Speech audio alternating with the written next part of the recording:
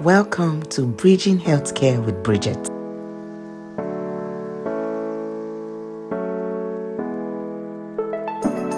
Kindly subscribe, like, and follow this channel. Hit the bell so that anytime I make a post, you will be the first to know.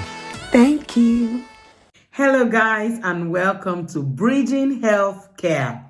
I'm your host, Bridget.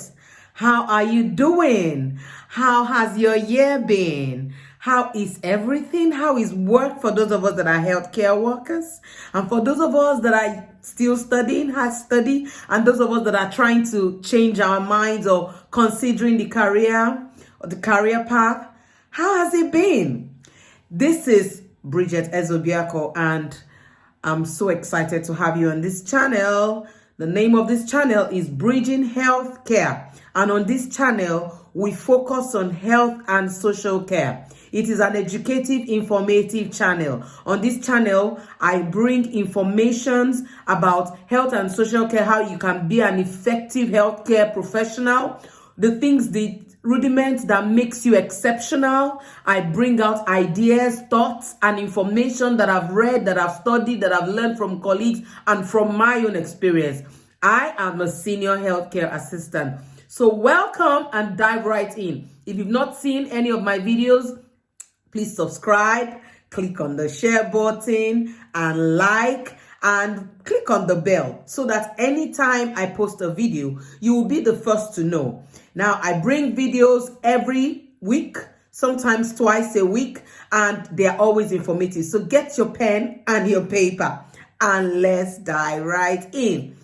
Today, I want to talk about something really interesting. But as a matter of charge, I just want to encourage you. For those of you that are thinking, is it really worth it? Now, don't look at me as a healthcare assistant. Look at me as a friend talking to you. It is absolutely worth it. The whole world needs healthcare workers. Why? Because after the global pandemic of the COVID and of course, the health pandemic that is everywhere, the doctors and the nurses are not enough. The number of patients they have, they are not enough to handle. But you know that healthcare is a passion thing. It's something that if you have flair for it and you study up, you can. So this is a pathway. There is a pathway to getting directly into healthcare.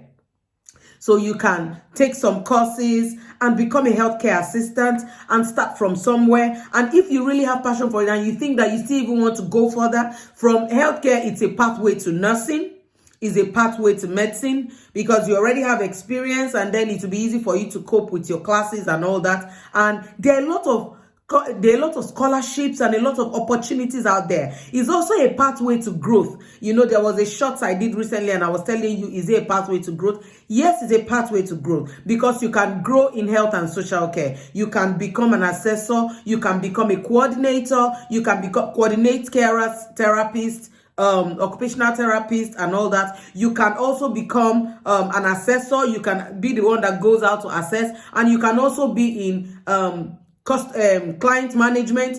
There's a lot. You can become a manager if you're in public or private sector, however it is. There is a lot of profit in delving into health and social care. So if you think it's your thing, please sit down and let's talk. So today, I want to discuss something really important. A lot of people ask, I want to go into healthcare. Some people say, I work in a care home. Another person say, I'm a domiciliary. Yeah, I work as a domiciliary care. What is the difference? So today, I want to tell you the difference between a care home and domiciliary care. So I will start with a care home. In a care home sector, or a care home is a facility that is made, and the purpose of that facility is to care for people. So basically people that are sick, people that cannot take care of themselves, geriatrics, old people, people that are terminal.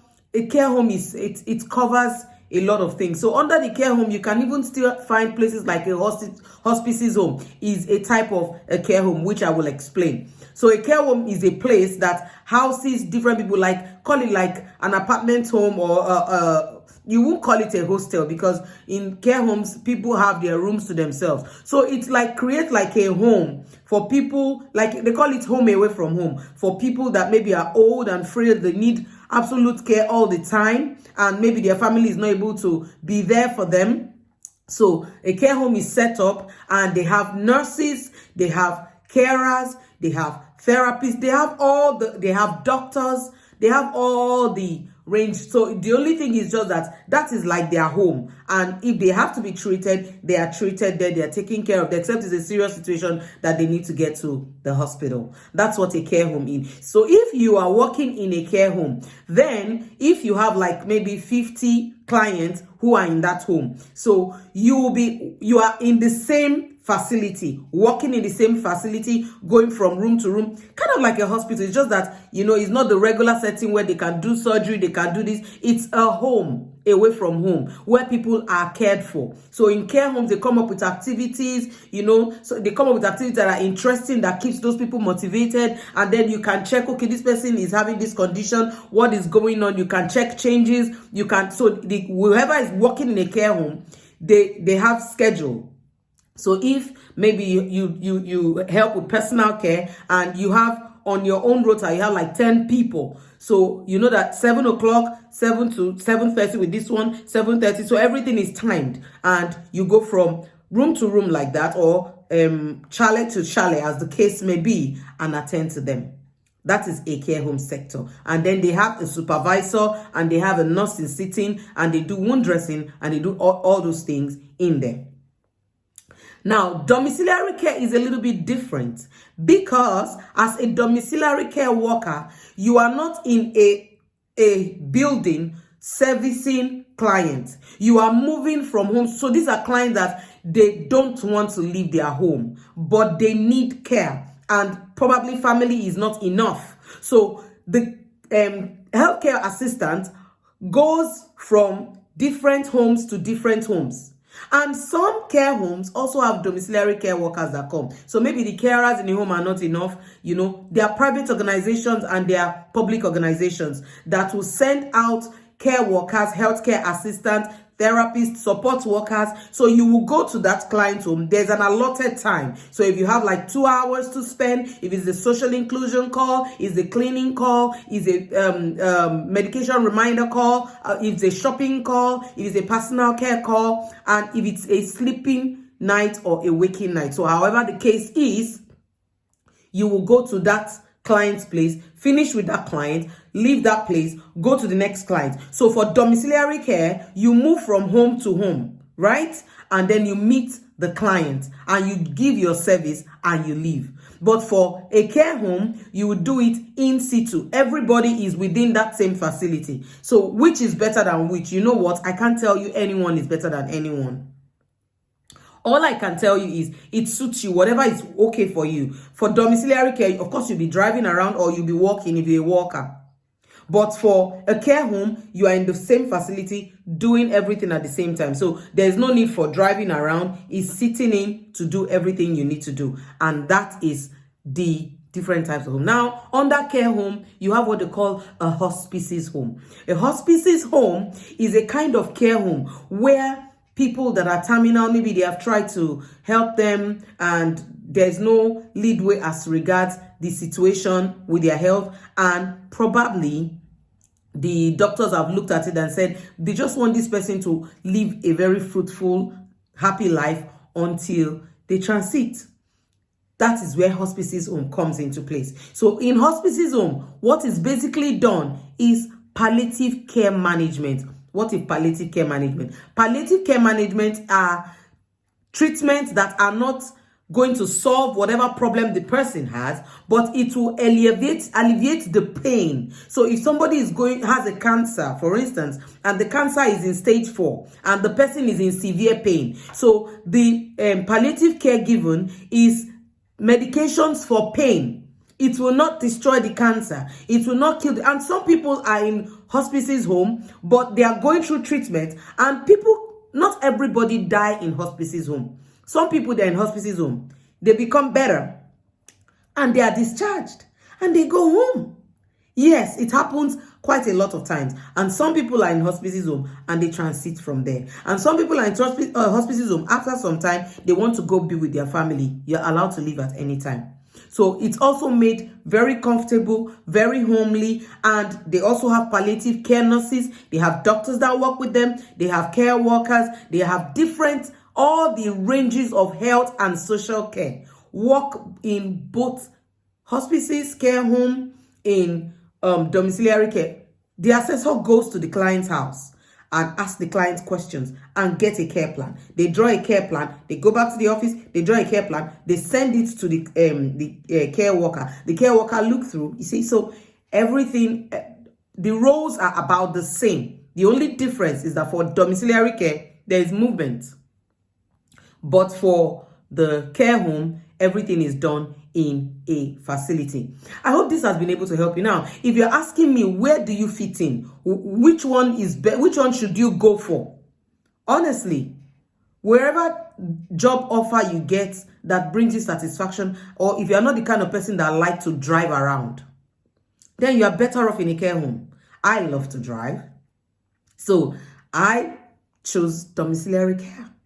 But does not mean that I cannot work in a care home, because I also have some homes that I go for to give my services. So there's no hard and fast rule. If you are not the kind of person that wants to be moving up and down, then you're better off in a care home. Now, if for domiciliary care, you meet different kind of people. You can meet Mr. John, Mr. Peter, different people today, and tomorrow you are sent to another set of people, you see. But for care home, you are most likely going to be seeing the same set of people and be doing the same routine. So it's easier to blend into the routine and start the work, and But for domiciliary care, if you go to A and you go to B, the care plan is different. So you have to keep reading. You have to keep studying your care plan ahead of time. Like I study my care plan a week ahead. So on Saturday, Sunday, my rota is always sent already on the app. I look through it and I study my care plan for every client I am seeing for that week. So if I'm seeing this person, and some days I have up to 19 calls. So I will look through these 19 calls. I will click on it. I will read the care plan.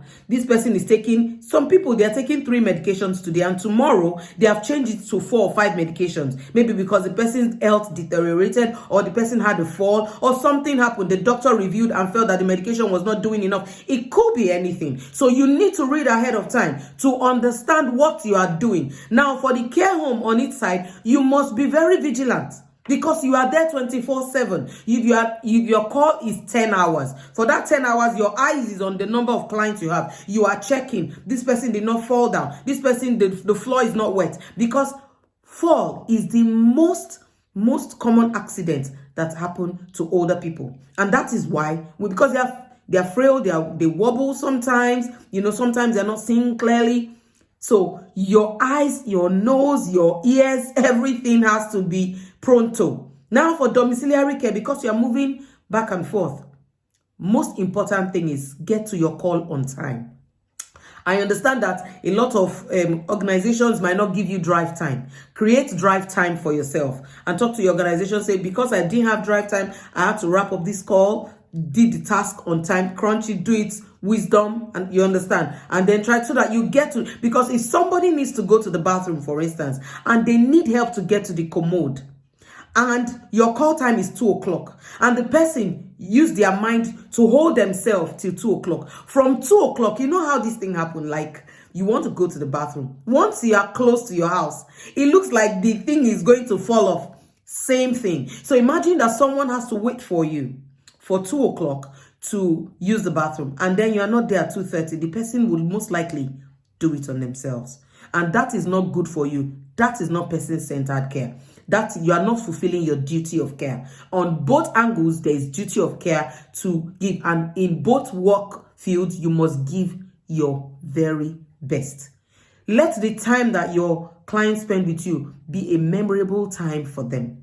I hope this video has been able to give us insight on the difference between a care home and domiciliary care. In all, health and social care is amazing.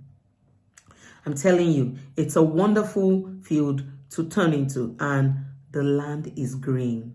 Thank you very much. This is Bridget from Bridging Healthcare, and I hope that this video has been able to help you. Please look through all my old videos. Person-centered care, safeguarding. You need them to be effective. If you need to be a highly effective care worker, then you need them. Thank you so much, and don't forget to subscribe, like, share, click the bell, and let us grow this house. All right? You have a wonderful time, and put it to use.